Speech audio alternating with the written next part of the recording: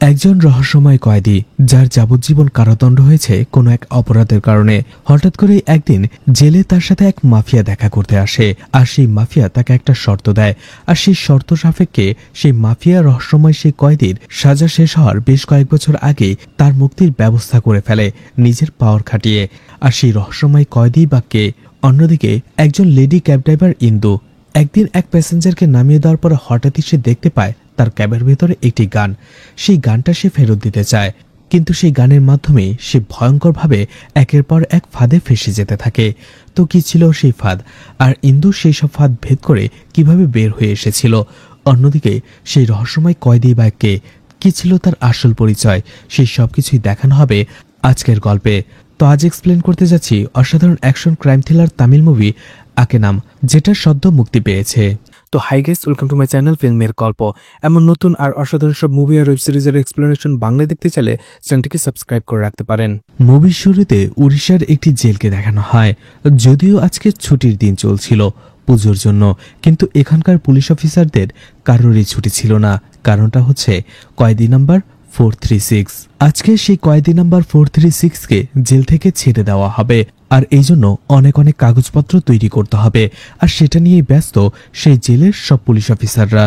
আর এই কয়েদি নাম্বার 436কে ছাড়ার জন্য উপর থেকে বারবার প্রেসার দেওয়া হচ্ছিল।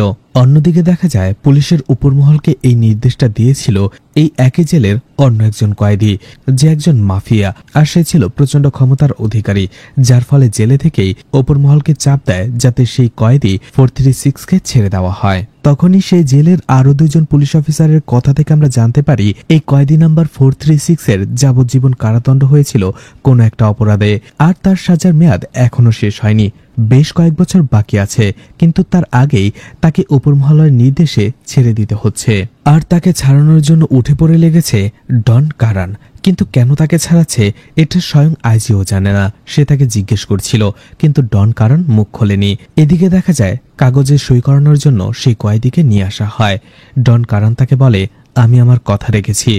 জেল থেকে বের হয়ে তোমার কাজটা সম্পূর্ণ করে আশা করি তুমি তোমার কথা রাখবে। আর সেই কাজটা করার জন্য তোমার যেসব জিনিসপত্র লাগবে সেগুলো জেল থেকে বের হওয়ার সাথে সাথে একা একাই তুমি পেয়ে যাবে। এরপরেই কাগজে সই করে সেই কয়েদি বাইরে বের হয়ে আসে। আর এরপরেই আমরা জানতে পারি এই কয়েদি 436-এর নাম হচ্ছে পান্ডিয়ান। পান্ডিয়ান জেল থেকে বের হওয়ার সাথে সাথেই বাইক নিয়ে একটা ছেলে পান্ডিয়ানের কাছে আসে আর বলে, আমি ডনের লোক, আপনি বাইকে চড়ে বসুন। ছেলেটির পান্ডিয়ানকে নিয়ে কোথাও যেতে শুরু করে, কিন্তু রাস্তায় রথযাত্রার কারণে তারা আর যেতে পারে না। ছেলেটি পেরেশান হয়ে বাইকটা রেখেই পান্ডিয়ানকে হেঁটেই নিয়ে যেতে শুরু করে। এরপরে একটা দোকানের কাছে এসে সেই ছেলেটা বলে ওনার নাম পান্ডিয়ান, ডন কারান পাঠিয়েছে। এরপরেই লোকটা বুঝে যায় তাকে কি করতে হবে। পান্ডিয়ানকে সে একটা সেকেন্ড হ্যান্ড বুলেট আর হেলমেট দিয়ে দেয়। পান্ডিয়ান সেটা নিয়ে সেখান থেকে চলে আসে। এরপরে চেন্নাইয়ের এন্নোর একটি রোড দেখানো হয়, যেখান দিয়ে একটি মাইক্রো যাচ্ছিল। হঠাৎ করেই গাড়িটি থামিয়ে দেয় ড্রাইভার টিপু। পাশে থাকা ওমরকে জিজ্ঞেস করে, এখানে চেকপোস্ট কি করছে? ওমর তাকে বলে, ভয় পেও না, ধীরে ধীরে গাড়িটাকে বের করে নিয়ে আসো। কিন্তু চেকপোস্ট আসার সাথে সাথে একজন পুলিশ অফিসার সেই গাড়িটি থামিয়ে দেয়। সেই পুলিশ অফিসার তার সিনিয়র অফিসার আজাদকে জিজ্ঞেস করে, স্যার, গাড়ির নাম্বার দেখে মনে হচ্ছে এটা কোনো অ্যাম্বাসির গাড়ি, এটাকেও কি চেক করতে হবে? আজাদ বলে, তুমি তোমার ডিউটি করো, গাড়ির কাগজপত্র দেখে নাম্বার প্লেট দেখে তারপরে যেতে দাও। এরপরেই দেখা যায় ইলিয়াসকে কল করে ওমর, আর ওমর বলে, পুলিশ চেকপোস্টে আমরা আটকে গেছি, আমাদের আসতে একটু লেট হবে। এরপরেই ইলিয়াস হারিহারান নামের আরো একটি ছেলেকে কল করে। হারিহারান বলে, এবার শুধুমাত্র তারা 4 জন মেয়েকেই জোগাড় করতে পেরেছে, তাদের সেখানে একটু প্রবলেম হয়ে গেছে। আসলে তাদের নেটওয়ার্কের 2 জন ছেলে যখন 2টি মেয়েকে পটাতে গিয়েছিল, এটা বুঝতে পেরে একজন লেডি ক্যাব ড্রাইভার তাদের পুলিশের হাতে তুলে দিয়েছে, যার ফলে এখন তারা জেলে রয়েছে। হারিহারান বলে, পরিস্থিতি বেশি ভালো নয়, আমাদের কাজগুলো কি আমরা এখন কয়েকদিনের জন্য বন্ধ রাখতে পারি? ইলিয়াস বলে, তুমি কি ভেবেছ পুলিশ তোমাকে ধরলে আমি ভয় পেয়ে যাব? পুলিশ তোমাদের সবাইকে ধরে নিলেও আমার কিছুই করতে পারবে না। ঠিক তখনই দেখা যায় এখানে ইলিয়াস খুব হাই টেকনোলজি ব্যবহার করছিল। হারিহারানের ফটো সে দেখে কথা বলছিল, কিন্তু অন্যদিকে হারিহারান তার কোনো ফটো দেখতে পারছিল না। অন্যদিকে ভয়েসটাও কম্পিউটারাইজড ভয়েস ছিল। অর্থাৎ ইলিয়াসের হয়ে যারা কাজ করছিল তারা কখনো ইলিয়াসকে দেখেনি, এমনকি তার ভয়েস কেমন সেটাও শোনেনি। অন্যদিকে ইলিয়াসের হয়ে যারা এভাবে কাজ করছিল এজেন্ট হয়ে, তাদেরকে প্রত্যেককে ইলিয়াস স্পাইডার বলে ডাকে। এরপরে ইলিয়াস হরিহরনের কার্ডটা কল করে অন্য একজন স্পাইডারকে কল করে। সেই ছেলেটা বলে আমাদের কোম্পানিতে 200 নতুন মেয়ে জয়েন হয়েছে। ইলিয়াস বলে ঠিক আছে, তাদের ডিটেলস তুমি আমাকে পাঠিয়ে দাও, তুমি তোমার টাকা পেয়ে যাবে। বোঝাই যাচ্ছিল এখানে অনেক বড় কোনো প্ল্যানিং চলছিল। এদিকে সেই গাড়িটাকে বড় একটা গোডাউনে এসে থামতে দেখা যায়।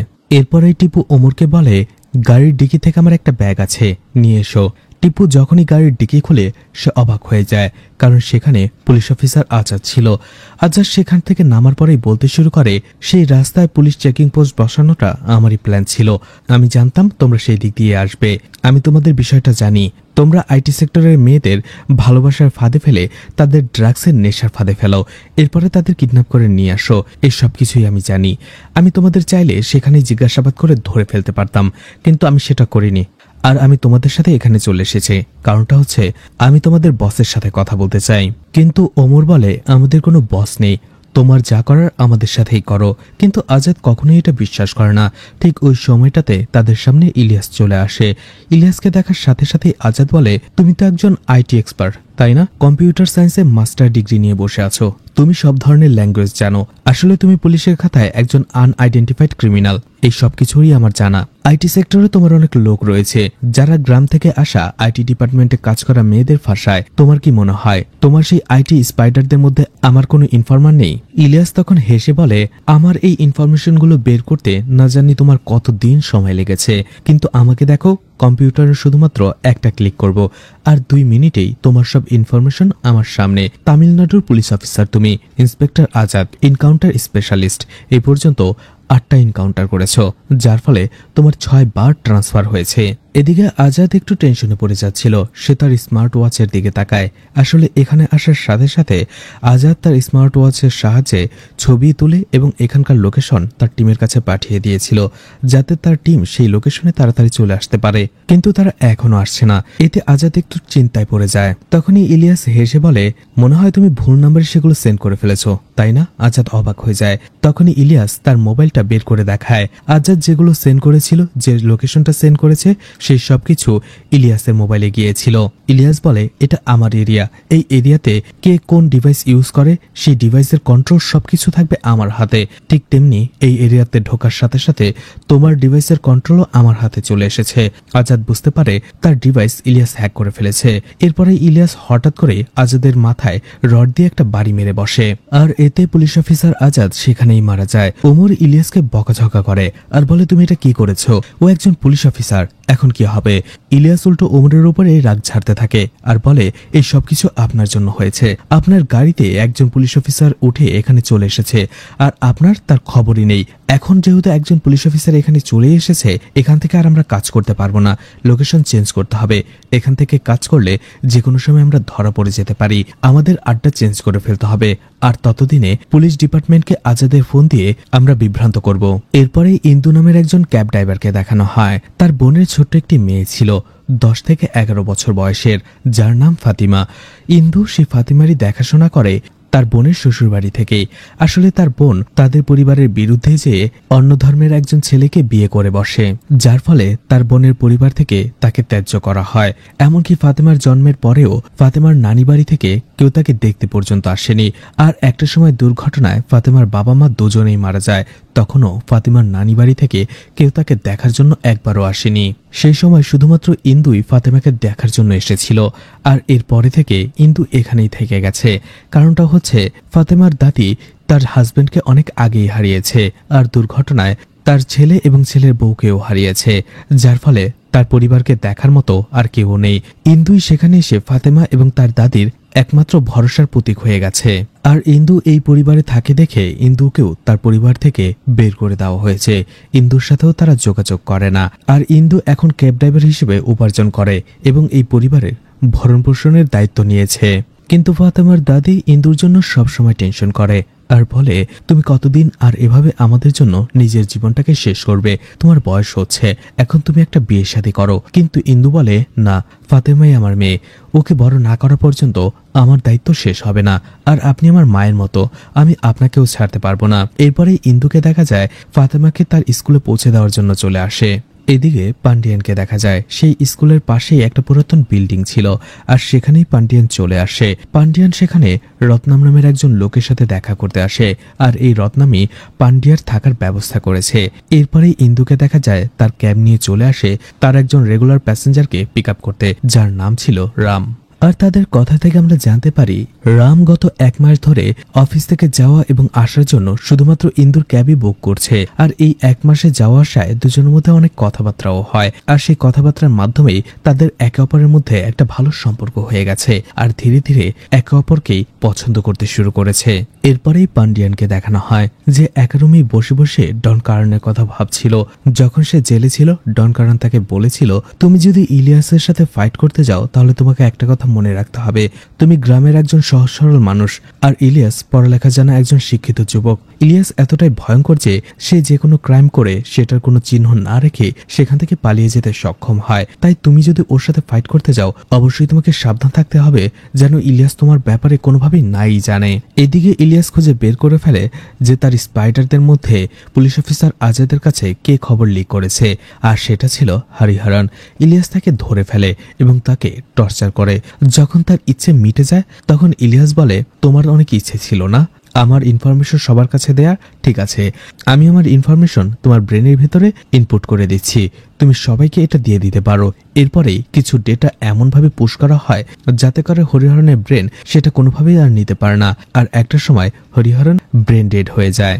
তখন ইলিয়াস বলে, তুমি তো ব্রেন ডেড হয়ে গেছো, জীবন্ত লাশ এখন তুমি, এখন আর বেঁচে থেকে কি বা করবে?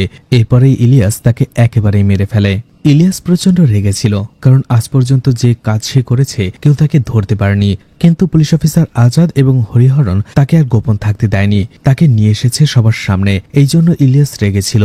আর ইলিয়াস এরপরেই সেই লেডি ক্যাব ড্রাইভারকে খুঁজতে থাকে, যার কারণে তার 2 জন স্পাইডার জেলে আছে এখন।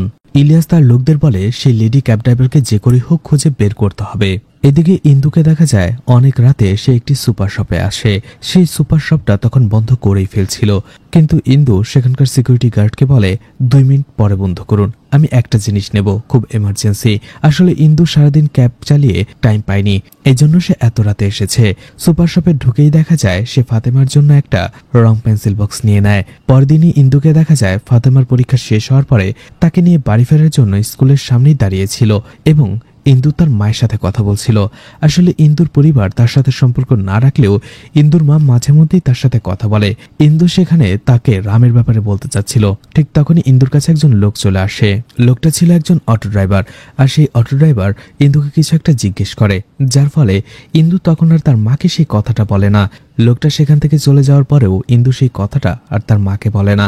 সে ক্যাবের ভেতরে বসেই পানি খাচ্ছিল, কিন্তু হঠাৎ করে তার বোতলের মুখ খুলে নিচে পড়ে যায়। ইন্দু যখন সেটা ওঠাতে যাবে সে দেখতে পায় সেটা পেছনের সিটে চলে গেছে। পেছনের সিট থেকে যখন সেটা ওঠাতে যাবে সে দেখতে পায় সেখানে একটা গান পড়ে রয়েছে। গানটা দেখে ভয় পেয়ে যায় ইন্দু, পেরেশানির মধ্যে পড়ে যায়। গানটা কার? এই গানটা এখানে এলো কোথা থেকে? ঠিক তখনই গান নিয়ে কিছু ভাবতে যাবে সে দেখতে পায় ফাতেমার স্কুল ছুটি হয়ে গেছে, সে গাড়ির দিকে আসছে। এই জন্য ইন্দুর সাথে সাথেই সে গানটা লুকিয়ে ফেলে আর ফাতেমাকে পিক আপ করে বাড়ি পৌঁছে দেয়। আর এরপরে ইন্দু সেই গানটা নিয়ে সরাসরি চলে আসে থানায়। থানার ভেতরে ঢুকতেই যাবে ঠিক তখনই ইন্দুর একটা ফ্ল্যাশব্যাক মনে পড়ে, কারণ এর আগের বারও তাকে যখন কয়েকজন ছেলে ডিস্টার্ব করেছিল আর ইন্দু যখন তাদেরকে মারধর করে থানায় নিয়ে এসেছিল এবং পুলিশের হেফাজতে দেওয়ার চেষ্টা করেছিল, সেখানে পুলিশ তাদেরকে না ধরে উল্টো ইন্দুকেই উল্টোপাল্টা প্রশ্ন করে, অর্থাৎ ইন্দু হেনস্থার শিকার হয়েছিল। আর সেখানে পুলিশ অফিসারও ইন্দুকে একজন ক্যাব ড্রাইভার হিসেবে সম্মান করেনি, বরং উল্টোপাল্টা কথা বলেছে, অসম্মান করেছে। এই জন্য ইন্দু সেই গানটা নিয়ে থানায় যাওয়ার সাহস পায় না। সে ভাবে পুলিশ হয়তোবা উল্টো তারই দোষ দেখবে এবং তাকেই হেনস্থা করবে।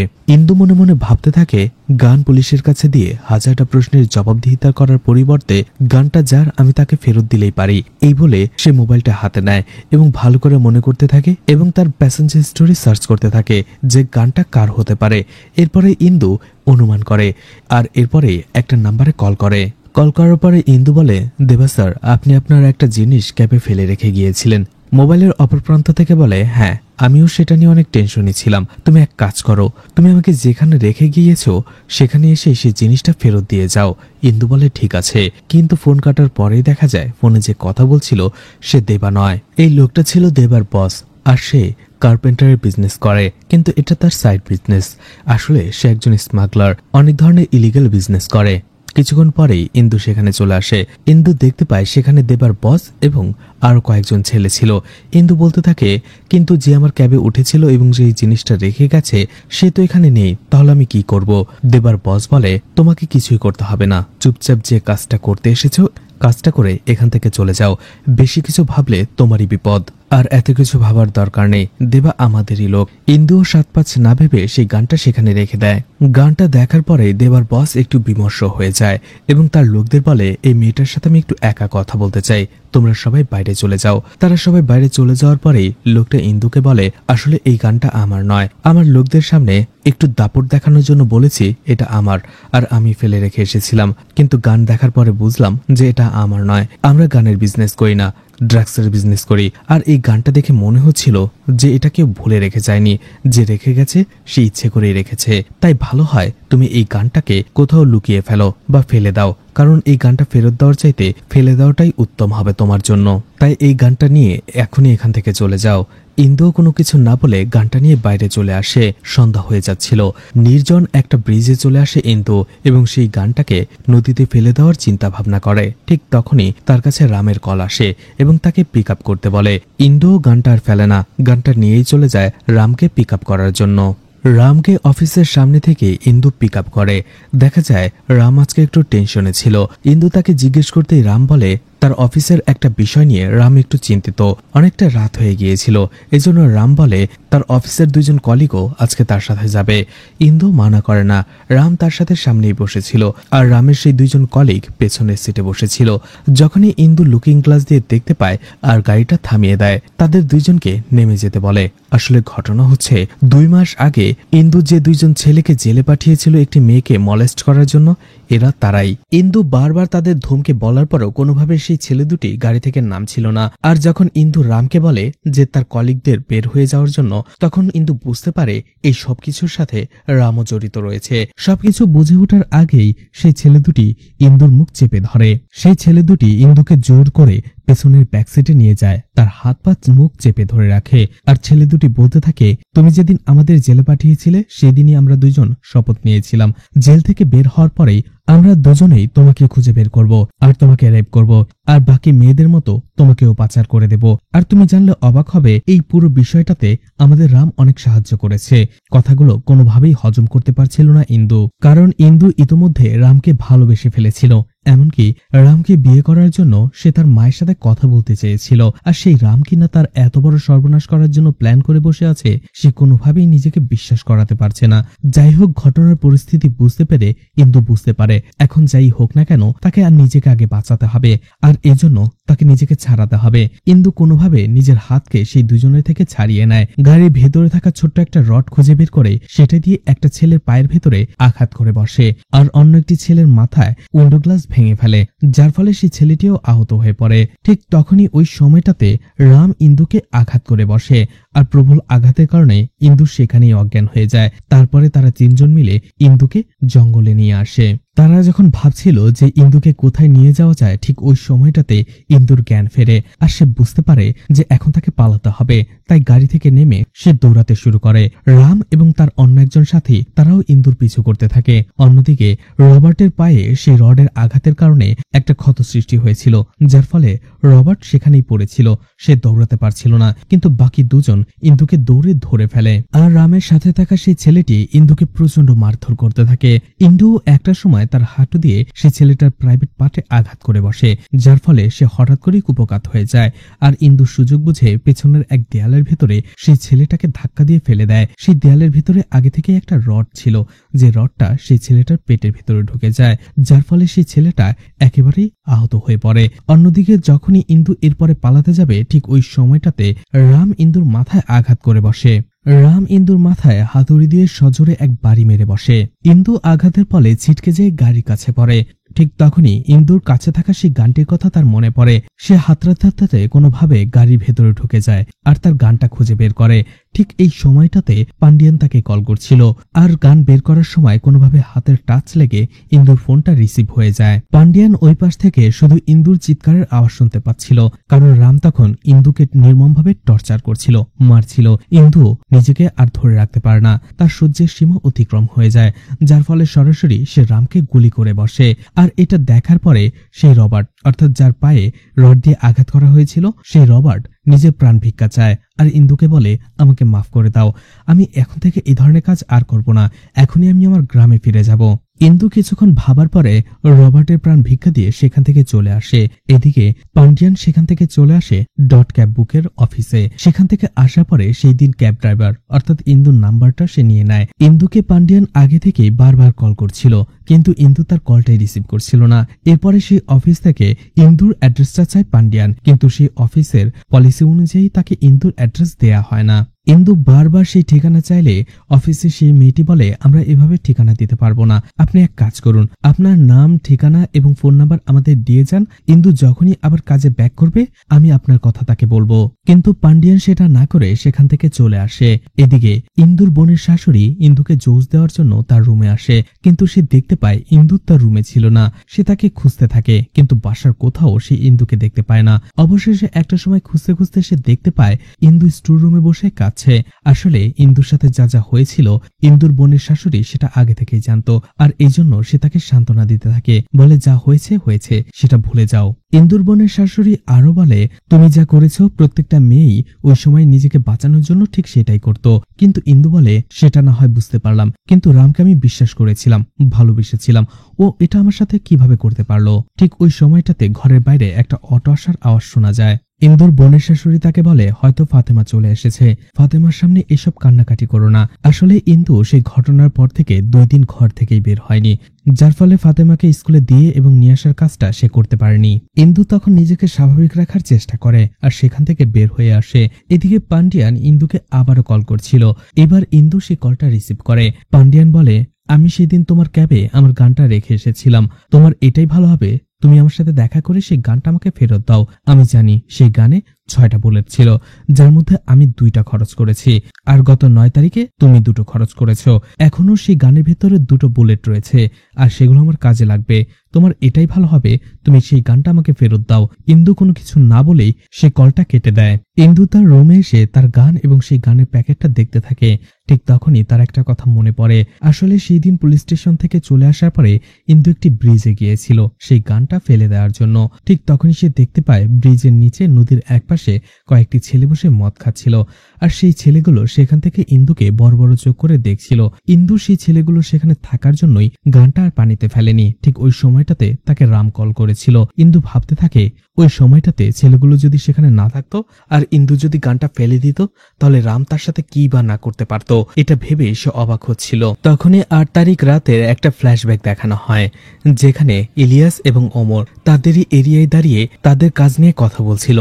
ঠিক সেখানেই লুকিয়ে ঢুকে পড়ে পান্ডিয়ান এবং দূর থেকে অমরকে শুট করে বসে।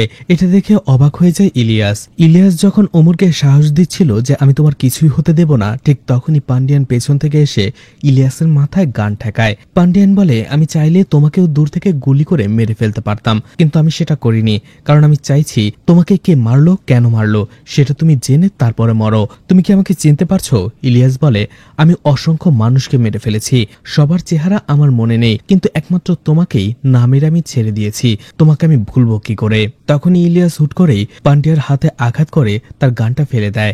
ওই সময়টাতে ইলিয়াস আর পান্ডিয়ানের মধ্যে হাতাহাতি হয়, মারামারি হয়।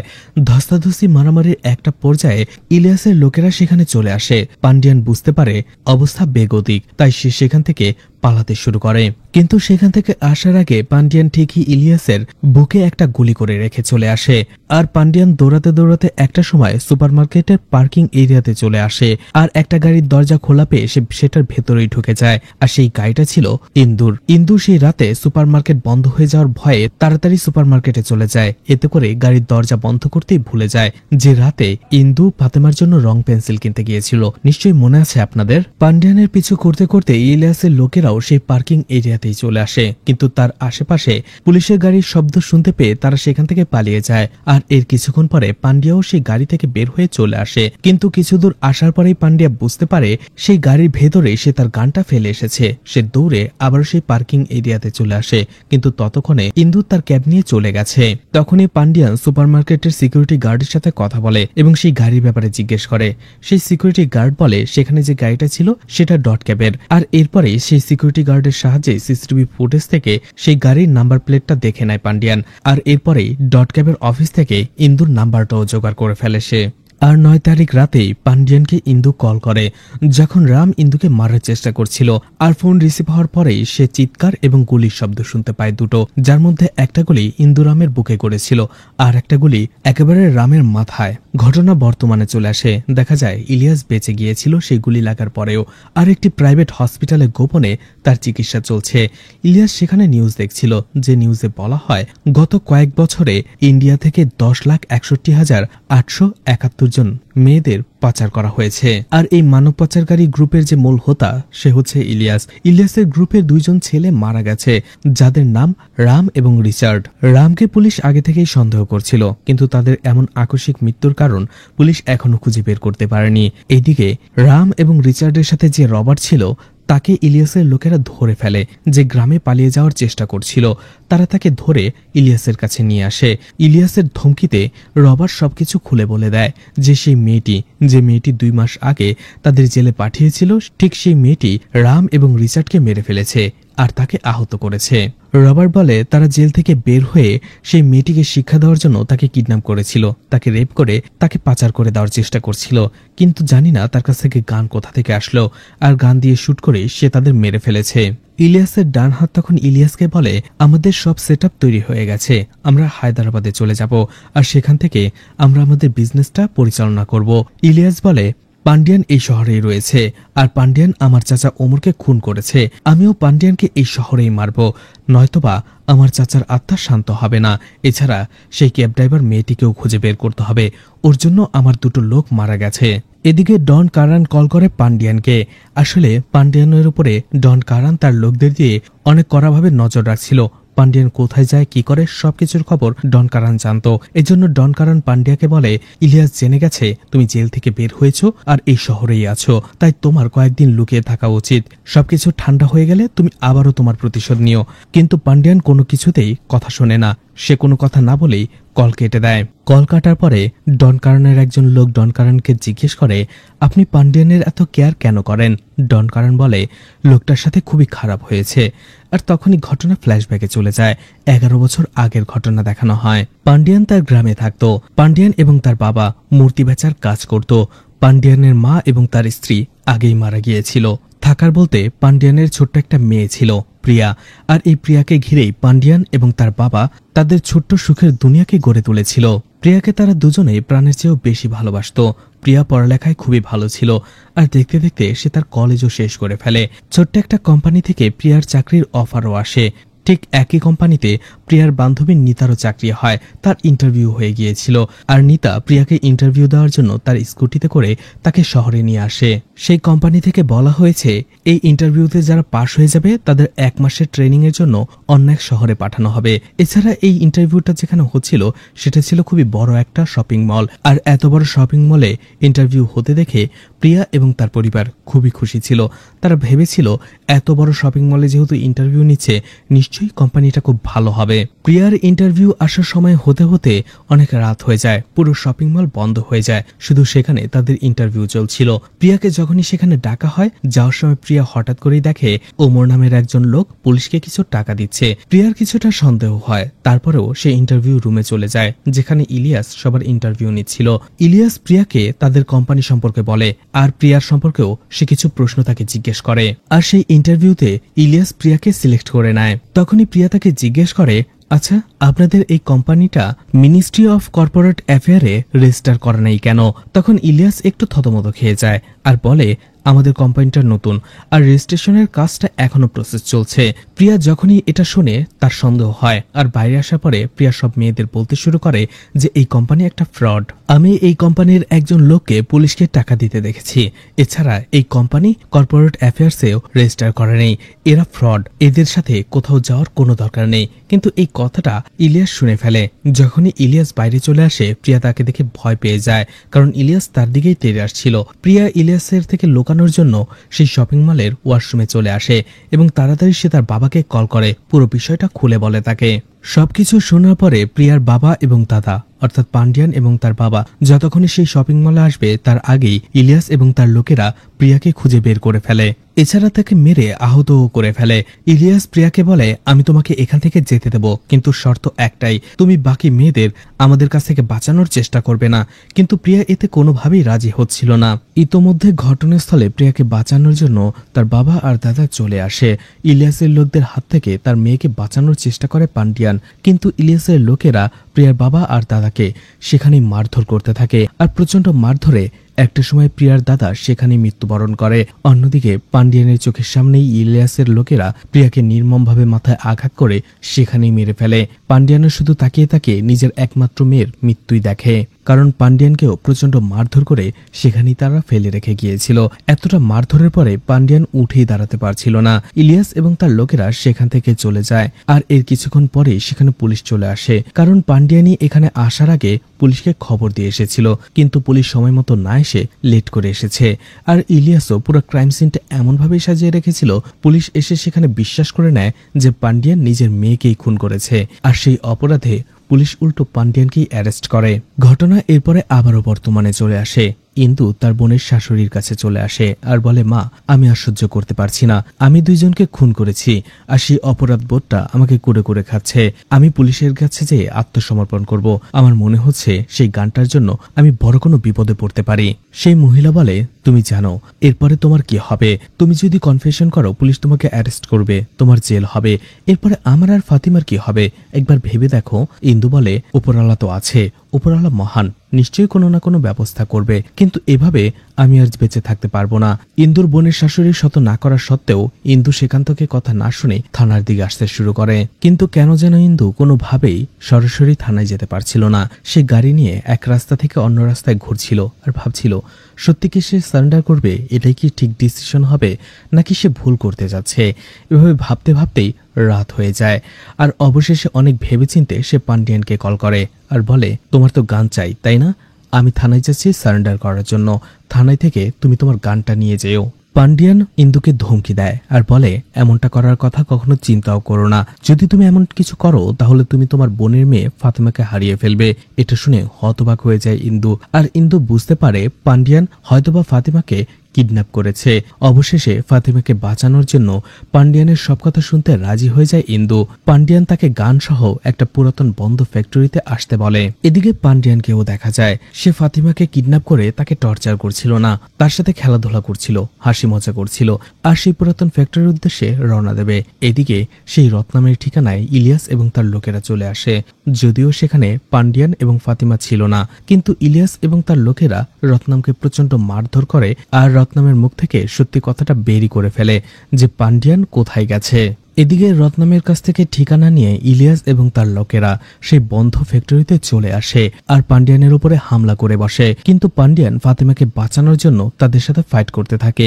এদিকে সেখানে চলে আসে ইন্দু, কিন্তু সে এতগুলো লোককে দেখে ভয় পেয়ে যায় আর লুকিয়ে পড়ে। কিন্তু সে দেখতে পায় সে ফাতিমাকে কি বাঁচাবে, উল্টো পান্ডিয়ানই ইলিয়াসের লোকদের হাত থেকে ফাতিমাকে বাঁচাচ্ছে। আর এই চক্করে ইলিয়াসের একজন লোক পান্ডিয়ানের পিঠে একটা ছুরি মেরে বসে। এদিকে দেখা যায় সেখানে লুকিয়ে থাকতে থাকতে ইলিয়াসের একজন লোক ইন্দুকে একটা সময় দেখে ফেলে এবং তার উপরে হামলা করে বসে। ইন্দু তাদের সাথে লড়াই করতে শুরু করে। এদিকে পান্ডিয়ান যেহেতু আহত ছিল তাই সে ফাতিমাকে নিয়ে পালাতে শুরু করে। আর সে ফ্যাক্টরির এমন একটা জায়গায় পৌঁছে যায় যেখানে অনেকগুলো কন্টেইনার বা ড্রাম ছিল। পান্ডিয়ান ফাতিমাকে বাঁচানোর জন্য সেই ড্রামগুলোর মধ্যে একটাতে ফাতিমাকে ভরে সেখানে ঢাকনা লাগিয়ে দেয় আর সে ফাইট করতে থাকে ইলিয়াসের লোকদের সাথে। কিন্তু একটু পরেই পান্ডিয়ান ফাতেমার কান্নার আওয়াজ শুনতে পায়। সেখানে দৌড়ে আসলে সে দেখতে পায় ইলিয়াস ইতোমধ্যে ফাতেমাকে খুঁজে বের করে ফেলেছে এবং ফাতেমাকে একটা চেন দিয়ে বেঁধে উপরে রেখে দিয়েছে। সেখান থেকে ইলিয়াসের হাত থেকে ফাতেমাকে বাঁচানোর জন্য পান্ডিয়ান অবশেষে ইলিয়াসের সামনে আসে। আসলে পান্ডিয়ানও ফাতেমাকে অনেক ভালোবাসতো, কারণ ফাতেমার মধ্যে সে তার ছোট্ট মেয়ে প্রিয়াকে দেখতে পেত। সে তো শুধু ইন্দুকে ভয় দেখানোর জন্য ফাতেমাকে নিয়ে এসেছিল, যাতে করে সে ইন্দুর কাছ থেকে গানটা নিতে পারে।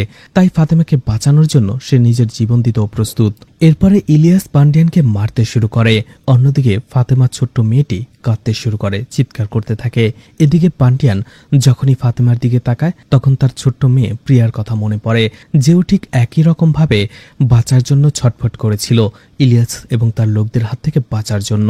এদিকে ইন্দুও ফাতেমার এই অবস্থা দেখে তাকে সেখানে বাঁচানোর জন্য চলে আসে, কিন্তু ইলিয়াস তাকেও মারতে শুরু করে, কারণ ইলিয়াস ইতোমধ্যে ইন্দুকে চিনে ফেলেছিল যে ইন্দুই তার দুইজন লোককে মেরে ফেলেছে। এই জন্য সে ইন্দুকে মারতে শুরু করে। এটা দেখার পরে পান্ডিয়ান যখন ইলিয়াসের হাত থেকে ইন্দুকে বাঁচানোর জন্য আসে, ইলিয়াসের হাতে থাকা শার্প একটা রড সে পান্ডিয়ানের বুকে ঢুকিয়ে দেয়। এতে সে একেবারে আহত হয়ে পড়ে। এদিকে ইলিয়াস ফাতেমাকে বেঁধে রাখা চেনটা ঢিল দিয়ে যায়, যাতে অনেক উপর থেকে ফাতেমা পড়ে মারা যায়। এই দৃশ্য দেখার পরে পান্ডিয়ান অনেক কষ্ট হলেও সেখানে চলে আসে, যার ফলে ফাতেমা উপর থেকে নিচে পড়ার পরিবর্তে পান্ডিয়ানের বুকে পড়ে। এতে ফাতেমা বেঁচে গেলেও পান্ডিয়ান আরো বেশি আহত হয়ে পড়ে, তার মুখ দিয়ে রক্ত বের হতে থাকে। এদিকে ইন্দু কোনো কিছু বুঝতে না পেরে অবশেষে তার কাছে থাকা গানটি দিয়ে ইলিয়াসকে শুট করে বসে, ঠিক রামের মতোই।